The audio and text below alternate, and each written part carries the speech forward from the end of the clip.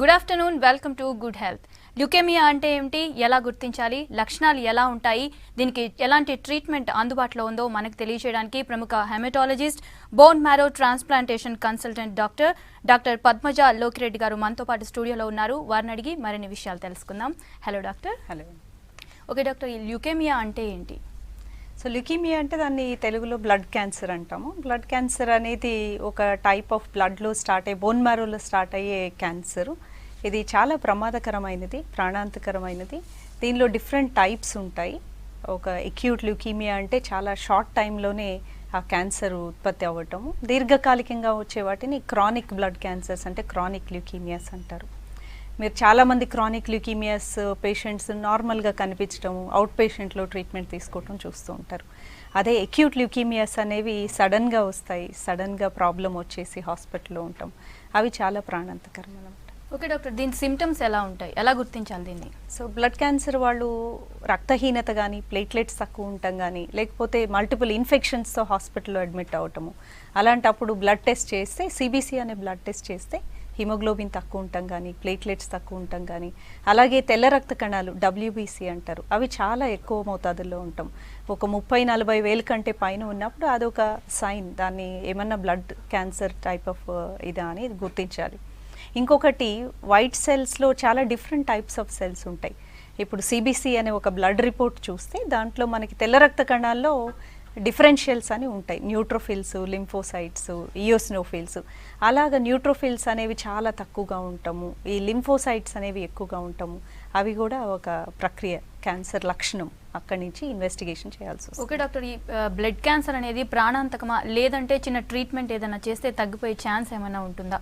దాంట్లో స్టేజెస్ ఎలా ఉంటాయి? ఓకే. సో అన్ని ల్యూకీమియాస్కి డెఫినెట్గా చనిపోతారని అనలేము. ఎక్యూట్ ల్యూకీమియాస్ మాత్రం ఎమర్జెన్సీగా ఇమ్మీడియట్గా ట్రీట్మెంట్ చేసుకోవాల్సి ఉంటుంది. మేము చెప్పుకున్నట్టు 4 రకాల ల్యూకీమియాస్ ఉంటాయి. Acute leukemia, acute myeloid and lymphoid అని, క్రానిక్లో క్రానిక్ మయలాయిడ్ అండ్ లింఫాయిడ్ అనే క్యాన్సర్స్ ఉంటాయి. కొన్ని దీర్ఘకాలిక ల్యూకీమియాస్ బ్లడ్ క్యాన్సర్స్లో CML అనే ఒక బ్లడ్ క్యాన్సర్ ఉంది. దాంట్లో ఓన్లీ టాబ్లెట్స్తోనే లైఫ్ లాంగ్ 95% ఆఫ్ పేషెంట్స్కి నార్మల్ లైఫ్ ఉంటుంది ఒక్క టాబ్లెట్తోనే. కానీ అది కూడా ఒక టైప్ ఆఫ్ బ్లడ్ క్యాన్సరే, కాకపోతే దీర్ఘకాలికంగా వచ్చేది. అది ఎక్కువ మందిలో బ్లడ్ టెస్ట్ చేసినప్పుడు తెల్ల రక్త కణాలు ఎక్కువగా ఉంటాం. అదర్వైజ్ పేషెంట్ బాగానే ఉంటారు, తెల్ల రక్త కణాలు ఎక్కువగా ఉన్నాయి, ఇనీషియల్గా ఇన్ఫెక్షన్ అనుకుంటారు, ఆ తర్వాత స్ప్లీన్ పెద్దగా ఉంటాం. స్ప్లీన్ పెద్దగా ఉంటాం అనేది కూడా ఒక లక్షణం, తెల్ల రక్త కణాలు ఎక్కువగా ఉండటం పాటు. అలాంటప్పుడు స్పెషల్ టెస్ట్ చేసి డయాగ్నోసిస్ కన్ఫర్మ్ చేయడం జరుగుతుంది. అదే ఎక్యూట్ ల్యూకీమియాస్లో చిన్నపిల్లల్లో చాలా కామన్గా వచ్చేది ALL అనేది. వాళ్ళు ఫీవర్తో రావటము, స్ప్లీన్ కొంచెం పెద్దగా ఉంటాము, గ్రంథులు పెద్దగా ఉంటాం, అంటే మెడలో కానీ చంకల్లో కానీ బిళ్ళలు కట్టినట్టు, ఆ బ్లడ్లో ప్లేట్లెట్లు తక్కువ ఉంటాం. ఇవన్నీ సైన్స్. అక్కడి నుంచి స్పెషల్ టెస్టుల వల్ల మనకి క్యాన్సర్ డెఫినెట్గా తెలుస్తుంది. కొన్ని క్యాన్సర్స్లో, ఎక్యూట్ క్యాన్సర్స్లో చాలా స్ట్రాంగ్ కీమోథెరపీస్ ఇవ్వాల్సి వస్తుంది. ఇనీషియల్గా ఒక 1 month హాస్పిటల్లో ఉండాల్సి వస్తుంది.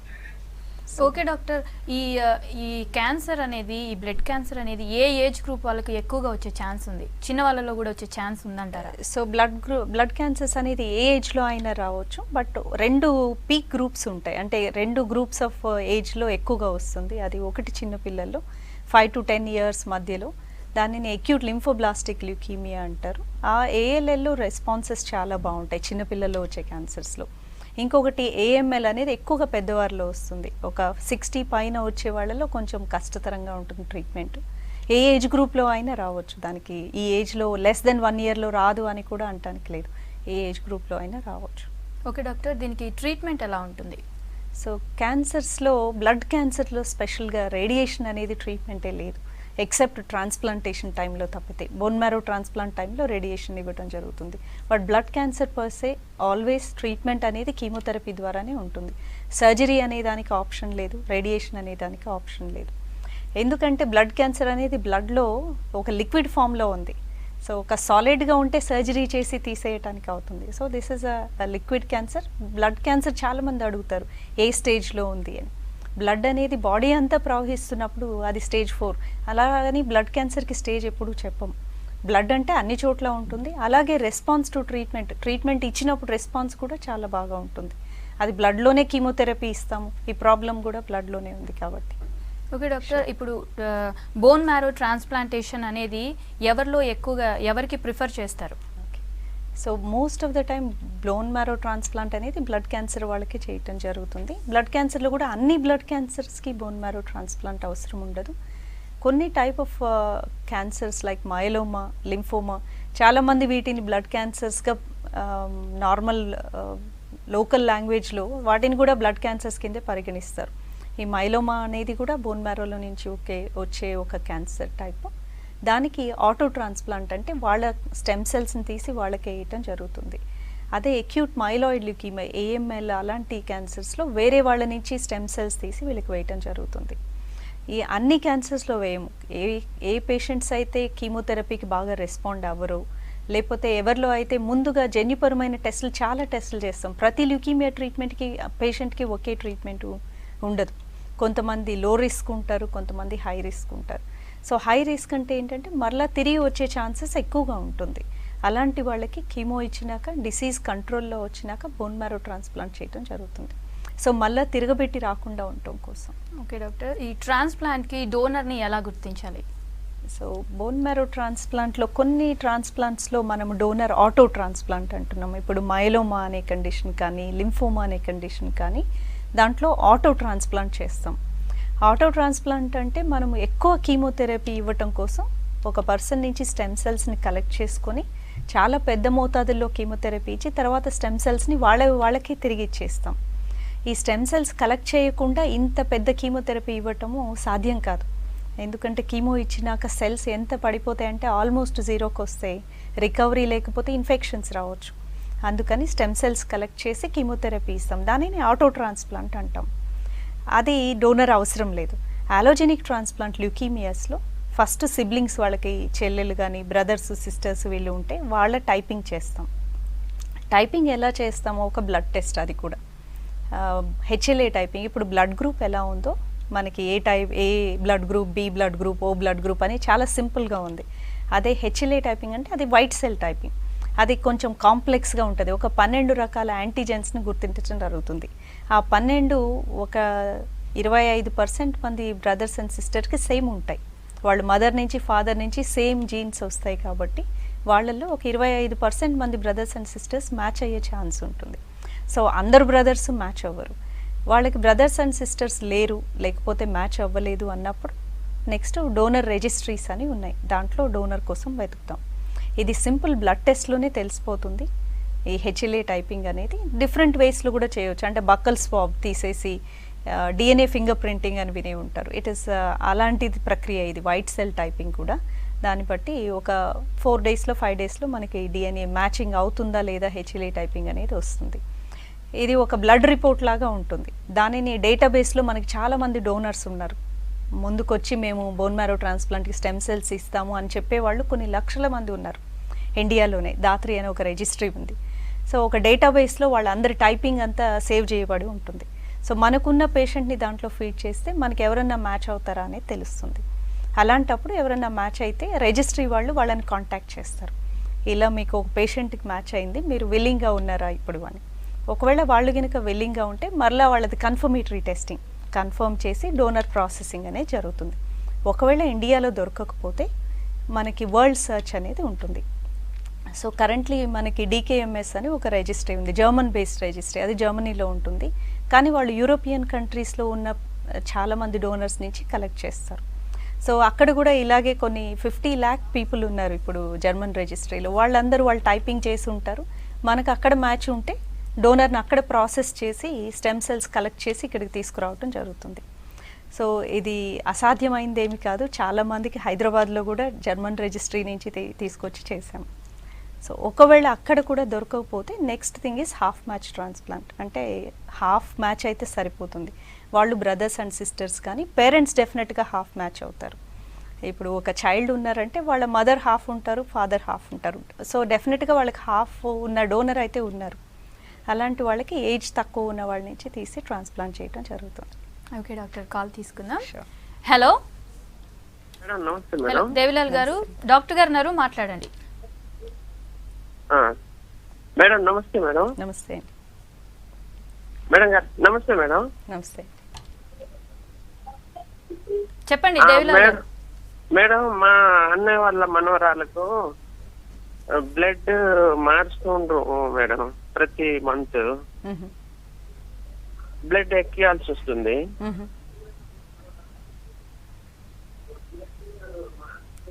సో బ్లడ్ మీరు ఫర్దర్ చెప్పకపోతే డయాగ్నోసిస్ ఏంటండి? అంటే లుకేమియా అన్నట్టుగా తెలిసింది మేడం. లుకీమియాలో బ్లడ్ మార్చటం అనేది ఏమి ఉండదండి, బ్లడ్ ఎక్కించడం జరుగుతుంది. ఎందుకంటే రక్త కణాలు ఉత్పత్తి తక్కువగా ఉంటుంది కాబట్టి. కొన్ని blood borne marrow conditions, ఏప్లాస్టిక్ anaemia అనేది చిన్నపిల్లల్లో చాలా కామన్.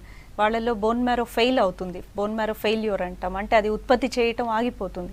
దాంట్లో ఏమీ క్యాన్సర్ లేదు, కాకపోతే అది కంప్లీట్గా ఎంటీగా ఉండి రక్త కణాలు ఉత్పత్తి ఆగిపోతుంది. అలాంటి వాళ్ళల్లో బ్లడ్ ఇవ్వటము, ప్లేట్లెట్స్ ఇవ్వటము జరుగుతుంది. సో అలాంటి వాళ్ళకి కూడా transplantation is a choice.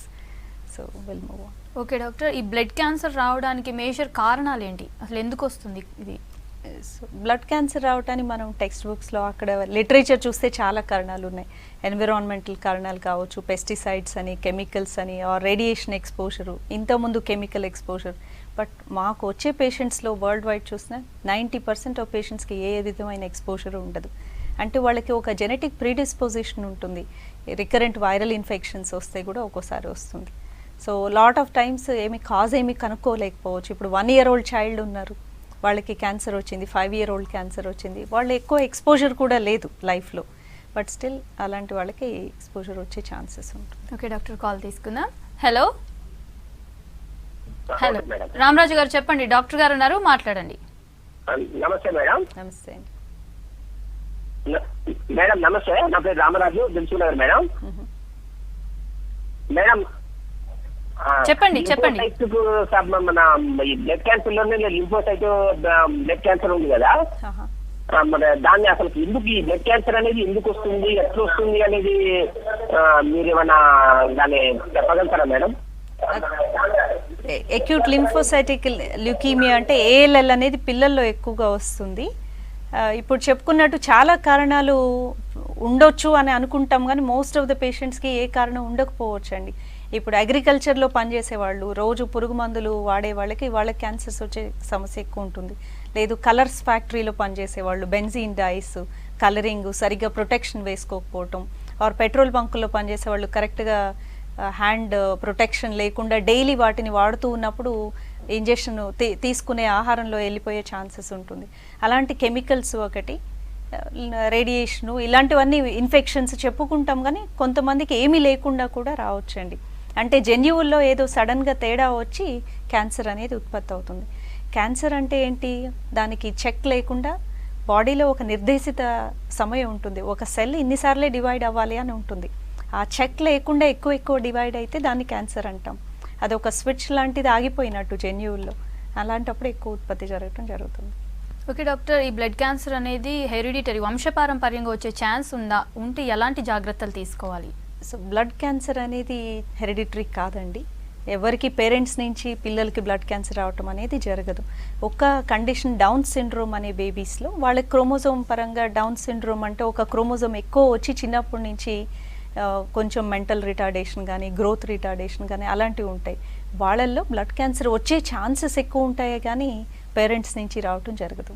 And ఒకళ్ళకు ఉంటే వాళ్ళ నెక్స్ట్ జనరేషన్లో పేరెంట్స్కి ఉంటే చిన్న పిల్లలకి, వాళ్ళ సిబ్లింగ్స్ అందరికీ బ్లడ్ క్యాన్సర్ వస్తుంది అని చెప్పడానికి లేదు. కొన్ని క్యాన్సర్స్ లైక్ బ్రెస్ట్ క్యాన్సర్ తీసుకున్నారనుకోండి, డెఫినెట్గా ఇన్సిడెన్స్ ఎక్కువ ఉంటుంది. అలా బ్లడ్ క్యాన్సర్లో హెరిడిటరీ అనే కాంపోనెంట్ లేదు. చాలా క్యాన్సర్స్ లో చూసుకుంటే అది హెరిడిటరీ ఉంది, తల్లిదండ్రులకు ఉంటే పిల్లలకు వస్తుంది అనేది మెయిన్లీ బ్రెస్ట్ క్యాన్సర్ వీటిల్లో, బట్ బ్లడ్ క్యాన్సర్స్ లో అలాంటి లింక్ ఏమి లేదండి. ఓకే డాక్టర్, ఇది కంప్లీట్ గా క్యూర్ అయ్యే ఛాన్స్ ఉందా? బ్లడ్ క్యాన్సర్ కి క్యూర్ ఉందండి. సో చాలా మంది, కాకపోతే ప్రాబ్లం ఏంటంటే ఒక అక్యూట్ మైలాయిడ్ ల్యూకీమియా తీసుకున్నాం అనుకోండి, ఒక 60% మందిని మనం క్యూర్ చేయగలం. అదే అక్యూట్ లింఫాయిడ్ ల్యూకీమియా ఏజ్ గ్రూప్లో 80% మంది క్యూర్ అవుతారు. ఈ ఎవరికైతే మళ్ళీ రీలాప్స్, మళ్ళీ తిరిగి వచ్చే ఛాన్స్ ఎక్కువగా ఉంటుందో వాళ్ళని ముందే కనిపెట్టి వాళ్ళకి బోన్ మ్యారో ట్రాన్స్ప్లాంట్ ద్వారా క్యూర్ అనే ఈవెంట్ని చేయటానికి జరుగుతుంది.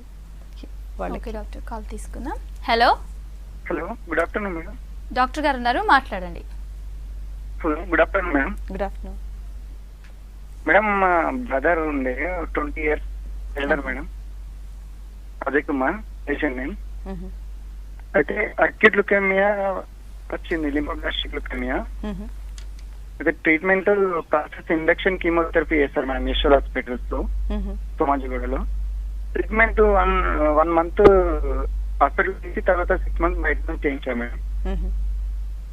అయితే క్యూర్ అని వచ్చింది, తర్వాత రిలాక్స్ అయిందని చెప్పారు మేడం. తర్వాత ట్రీట్మెంట్ లేదన్నారు. ఇట్లా option transplantation, bone marrow transplantation చేస్తే ఛాన్స్ బై ఛాన్స్ 30% ఛాన్స్ ఉందని చెప్పారు మేడం. అయితే ఫస్ట్ వీళ్ళు డయాగ్నోస్ చేసినప్పుడు ట్రాన్స్ప్లాంటేషన్ స్టార్టింగ్ ఇలా చేస్తే కొంచెం బెటర్ ఆప్షన్ ఉండేదా మేడం? అంటే ఇప్పుడు ప్రతి పేషెంట్కి ఫస్ట్ కీమో ఇండక్షన్ కీమో అంటాం, అంటే చాలా పెద్ద కీమో ఇచ్చేసి end of 1 month bone marrow చేస్తే కంప్లీట్ క్యాన్సర్ క్యూర్ అయిపోయినట్టు, కంప్లీట్ క్లియర్ అయినట్టు తెలుస్తుంది. బట్ దాన్ని క్యూర్ అని అనము. అంటే మనకు ఉన్న టెస్ట్లో కనిపించే లెవెల్లో క్యాన్సర్ లేదు. ఈ బ్లడ్ క్యాన్సర్ ఎంత ప్రాణాంతకరం అంటే 1-2 cells ఆగిపోయినా కానీ అవి మళ్ళీ పెరగటం మొదలు పెడతాయి. ఒకసారి ల్యూకీమియా రీలాప్స్ అయింది, ఒకసారి తిరిగి వచ్చిందంటే దాన్ని కంట్రోల్ చేయడం చాలా కష్టం అవుతుంది.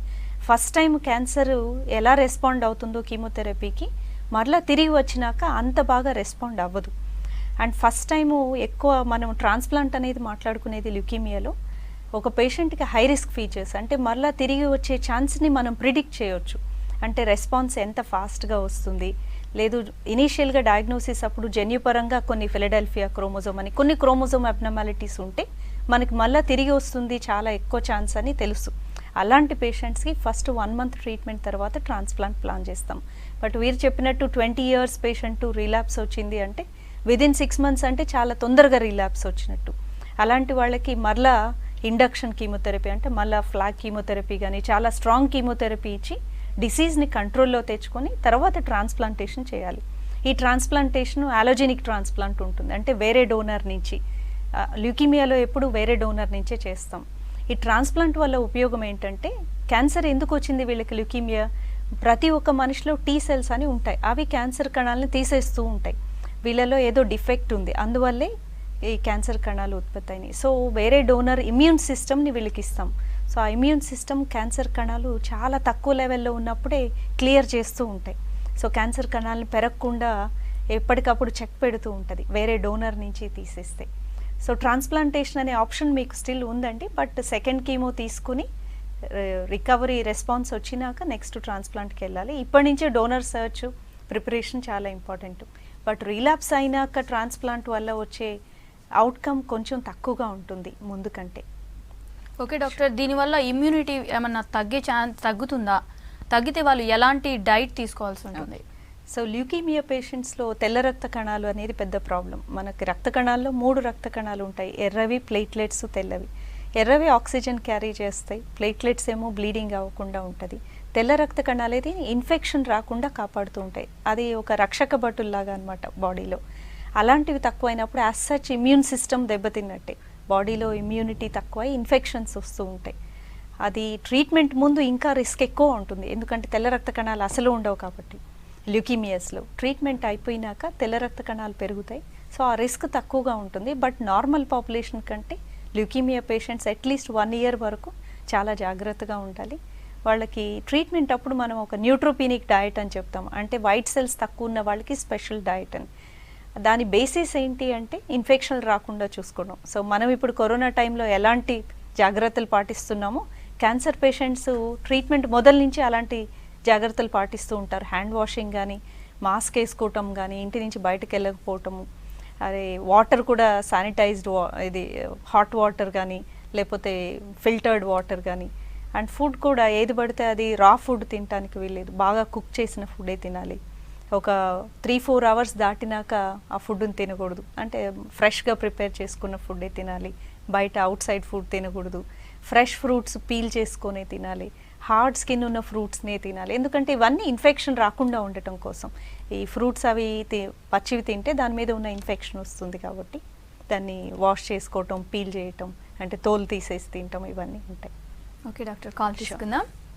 హలో మేడం, రవి గారు చెప్పండి, డాక్టర్ గారు ఉన్నారు, మాట్లాడండి.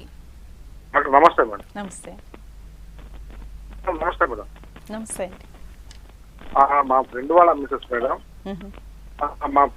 మిస్సెస్ మేడం, ఓవేరియన్ క్యాన్సర్ అన్నది మేడం. అయితే అది బయాప్సీ చేసినాం, బిఐ ఇన్స్పెక్షన్ కూడా అవన్నీ చేసినాం మేడం.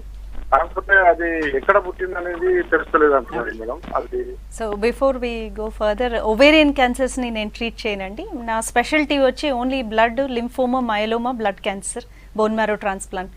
క్యాన్సర్ ట్రీట్మెంట్లో కూడా చాలామంది స్పెషలిస్టులు ఉన్నారు. నా స్పెషలైజేషన్ దీంట్లో ఉంటుంది. మీరు ఆంకాలజిస్ట్ని, మెడికల్ ఆంకాలజిస్ట్ని చూడండి. Sure. Okay doctor, lymphoma cancer అంటే ఏంటి, ఎలా వస్తుంది? సో లింఫోమా అనేది లింఫ్ గ్రంథులు, ఒక లింఫాటిక్స్ అనేవి ఒక ఇన్ఫెక్షన్ కంట్రోల్లో భాగం. ఇప్పుడు మెడలో గడ్డలు కట్టడము, చంకల్లో గడ్డలు కట్టడము, ఎక్కడైనా ఇన్ఫెక్షన్ వస్తే ఫస్ట్ లింఫ్ నోడ్ వాస్తుంది. పంటికి ఇన్ఫెక్షన్ వస్తే చాలామంది ఎక్స్పీరియన్స్ అయి ఉంటారు, మెడలో చిన్న గ్రంథులు రావటము, తర్వాత దానంతట అవే తగ్గిపోతాయి. అది ఒక type of infection control mechanism.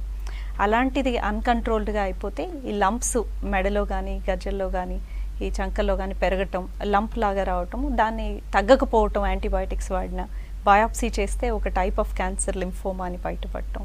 ఇది మల్టిపుల్ ఏరియాస్కి స్ప్రెడ్ అవ్వచ్చు. ఈ లింఫ్ గ్లాండ్స్ అనేవి పొట్టలో ఉంటాయి, ఛాతీలో ఉంటాయి. అలా దీనికి స్ప్లీన్కి, బోన్ మ్యారోకి, అందరికీ అన్నిటికీ ఇంటర్ కనెక్షన్ ఉంటుంది. చాలామంది పేషెంట్స్, లింఫోమా పేషెంట్స్ జ్వరంతో డాక్టర్ దగ్గరికి వెళ్తారు. ఫస్ట్ జ్వరము తగ్గట్లేదు అండ్ యూజువల్ టెస్ట్స్ అన్నీ అయిపోతాయి, malaria, dengue, typhoid, the common things. ఆ తర్వాత నెక్స్ట్ స్టెప్ ఆఫ్ ఇన్వెస్టిగేషన్స్లో లింఫ్ నోడ్ బయటపడటం, లేకపోతే స్కాన్ చేస్తే lymph nodes enlarge, lymph glands అనేవి ఎన్లార్జ్ అయినాయని మెడలో కానీ, వేరే చోట ఛాతీలో కానీ, ఆర్ పొట్ట లోపల కానీ, లేకపోతే స్ప్లీన్ అనే ఆర్గన్ పెద్దగా ఉంటాం. స్ప్లీన్ అనేది ఒక లెఫ్ట్ సైడ్ ఉండే ఆర్గన్, లివర్లానే స్ప్లీన్ అనేది ఇన్ఫెక్షన్ పార్ట్లో ఒక భాగం.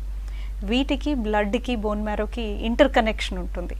సో ఎప్పుడైనా ఫీవర్ తగ్గకపోవటం, గ్రంథులు ఎన్లార్జ్ అవ్వటము, స్ప్లీన్ ఎన్లార్జ్ అవ్వటము, లేదు రక్తహీనత ఉండటం, ప్లేట్లెట్స్ తక్కువ అవటం, ఇలాంటి సమస్యలు ఉంటే ఫస్ట్ లింఫోమా అనేది ఒకటి డౌట్ రావాలి. చాలాసార్లు టీబీ, ట్యూబర్క్లోసిస్ మన కంట్రీలో చాలా కామన్ కాబట్టి డయాగ్నోసిస్ లేకుండా టీబీ అవ్వచ్చు అని టీబీ మెడిసిన్స్ స్టార్ట్ చేయటము, ఆ తర్వాత ఇంప్రూవ్మెంట్ లేదని బయాప్సీ చేస్తే లింఫోమా అని రావటం చాలాసార్లు చూస్తుంటాం ఈ ప్రక్రియ. సో డయాగ్నోసిస్ కన్ఫర్మ్ అవ్వకుండా ట్రీట్మెంట్ అనేది తీసుకోకూడదు. అయితే లింఫోమా క్యాన్సర్ అని తెలియడానికి ఎలాంటి సిమ్టమ్స్ కనిపిస్తూ ఉంటాయి? జ్వరం రావటము, స్ప్లీన్ ఎన్లార్జ్ అవ్వటము, లింఫ్ నోడ్లు ఎన్లార్జ్ అవ్వటము, లేకపోతే రక్త కణాల్లో తేడా, రక్తహీనత కానీ, ప్లేట్లెట్స్ తక్కువ ఉండటం కానీ. ఈ బయాప్సీ కన్ఫర్మ్ చేయటం అనేది లింఫ్ నోడ్ని బయాప్సీకి పంపిస్తే కానీ ముక్క తీస్తామంటారు, ఆర్ బోన్ మ్యారో టెస్ట్లో బోన్ మ్యారో బయాప్సీ చేస్తే కానీ డయాగ్నోసిస్ బయటపడుతుంది. దానికి ట్రీట్మెంట్ కీమోథెరపీ ఉంటుంది. అండ్ లింఫోమా అనే క్యాన్సర్ చాలా క్యూరబుల్ క్యాన్సర్. సో డయాగ్నోసిస్ అనేది చాలా ఇంపార్టెంట్, ఎందుకంటే దాన్ని క్యూర్ చేసుకోవచ్చు. ఒక 6 నెలల్లో కంప్లీట్ క్యూర్ అయ్యే ఛాన్సెస్ చాలా ఎక్కువగా ఉంటుంది లింఫోమాకి. ఇనిషియల్ స్టేజ్లో అయితే క్యూర్ అవుతుందండి, ఎన్ని స్టేజెస్లో వస్తుంది? సో లింఫోమా 4 స్టేజెస్లో ఉంటుందండి. Most of the patients, lymphoma patients వచ్చేసరికి స్టేజ్ 4లోనే ఉంటారు. బట్ లింఫోమాలో క్యూర్ అనేది చాలా ఎక్కువగా ఉంటుంది. సో స్టేజ్ 4 అయినా లింఫోమా భయపడాల్సిన అవసరం లేదు, ట్రీట్మెంట్ చాలా బాగుంటుంది. ఓకే డాక్టర్, ఈ లింఫోమా క్యాన్సర్ అనేది చిన్నపిల్లల్లో వచ్చే ఛాన్స్ ఉందా? ఏజ్ గ్రూప్ ఏమైనా ఉందా దీనికి? చాలా చిన్న పిల్లల్లో లింఫోమా అనేది రాదండి. ఎక్కువ ఒక టీనేజ్ గ్రూప్లో కానీ, అడల్ట్ గ్రూప్లో కానీ వస్తుంది, ఆర్ ఓల్డర్ ఏజ్ గ్రూప్స్లో. చిన్న పిల్లల్లో లింఫోమా రావటం చాలా రేర్. ఓకే, ఒక ప్రెగ్నెంట్ లేడీకి ఈ లింఫోమా అయినా లేదంటే బ్లడ్ క్యాన్సర్ ఇలాంటివి ఉంటే బేబీకి కూడా వచ్చే ఛాన్స్ ఉందా? లేదండి, బేబీకి వచ్చే ఛాన్స్ లేదు. కాకపోతే ట్రీట్మెంట్స్ ఇచ్చేటప్పుడు మెయిన్ 3 రకాలుగా ఆలోచించాలి.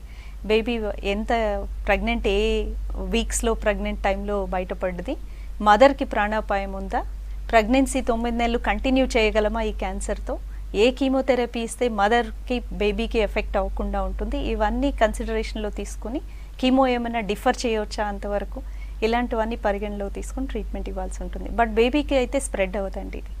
Okay doctor, thank you doctor. క్యాన్సర్కి మంచి ట్రీట్మెంట్ ఉంది అని చెప్పినందుకు. ఇది ఇవాల్టి good health. Stay tune, V6 news.